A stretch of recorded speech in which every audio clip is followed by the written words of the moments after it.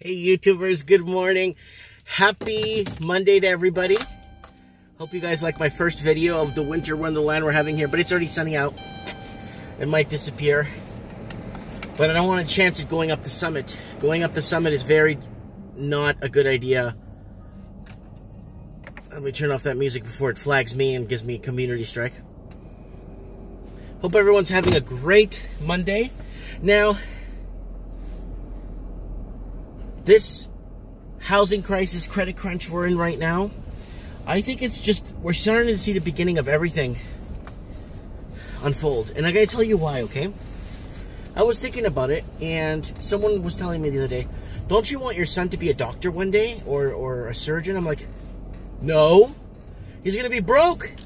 He's gonna have to learn, like, how business runs, and, like, stuff like that, you know? He'd do better working from home like I do, you know, if he got the right contacts, the right connections, the right go to seminars, go to those trade shows and stuff. There's a lot out there to do.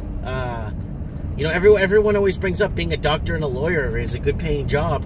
The problem with that, okay, like I'm not picking on doctors, but the problem with the whole doctor thing is that it costs money to be a doctor, and is it worth it now? You don't make enough to buy a house, so you don't make enough to live in major cities in Canada. Is it even worth being a doctor? All our doctors, we're losing doctors. I made a video earlier, and I was discussing how I had to cancel my appointment up at Kamloops because the weather here, well, I have to go through a summit, and the weather's pretty bad. So I made a video about that, you know, how there's a shortage of doctors, and, you know, we have an ultrasound machine, but we don't. I think we don't use it in the hospital. We just got a major hospital expansion, right? So there's a lot of things going on. Now, my question to you guys is it worth being a doctor nowadays? Is it really worth being a doctor? Is it worth all the schooling, education, and all that? Yeah, I mean, helping others. I'm all for helping others and making others feel better. But then once you're in the status quo, or you're part of the status quo, and you're part of, well, you got to push these medicines, and you got to push, then you got the, what you call it, the pharmaceutical companies on you. So it's like, what the heck? It's almost like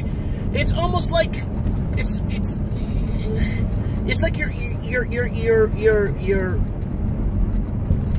fighting with a sword, but there's no handle. You're holding the sword without a handle. It's like two edges. There's two edges to the sword. You know what I'm saying? And the problem is, it's like, is it even worth me? My son, if he wants to become a plumber, get into trade school, maybe I could send him to school. Like, if he really wants to go to college, I have a lot of family in Massachusetts. If college still exists when my son is of college age, because he's only 4, fine. Like, I would send him to Massachusetts because there's a lot of good schools there, and I have tons of family there, right? Tons of family in Attleboro and East Attleboro and Boston and Fall River. Family all over the state of Massachusetts. But my question to you guys is it even worth being a doctor anymore? You know, with all these doctors messaging me saying, hi, I'm moving to that lady, that nurse, that registered nurse. I'm moving to Ocala, Florida. I don't know if you guys saw the video. She's moving to Ocala, Florida. I'm moving here. I'm moving there. It's like everyone leaving because you can still pick up a house, a decent house, for under $200,000 in the U.S. Oh, Mike, but that's American. Yeah, but it's better than $2.5 million for a detached bungalow in Vancouver. Anyways, guys, I got another good story for you guys. I got in touch with the real estate agent friend of mine in Vancouver. He ended up selling a house to a couple. They just moved to Canada, and they came to Canada to send their kids to school. That's the reason why they came to Canada. So they came to Canada, and then they bought a house for $1.6 million. One story, kind of like bungalow, no basement, nothing, 3-bedroom, for $1.6 million.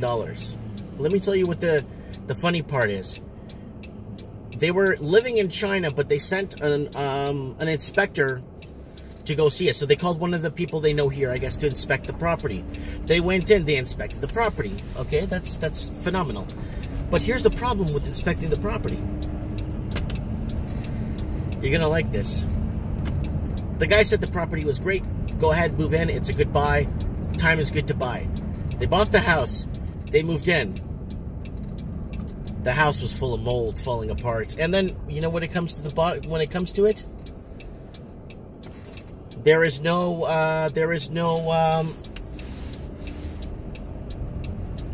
inspection done on the house. Nope. No inspection on the house done. Not a single inspection. Nobody went there to see the house. But he claimed he went there, and then apparently he didn't go.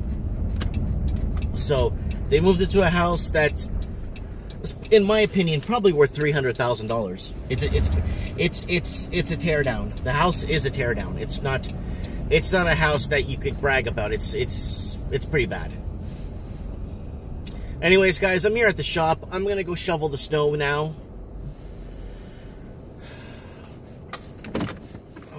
It's got to be shoveled before 10. It's 10:30.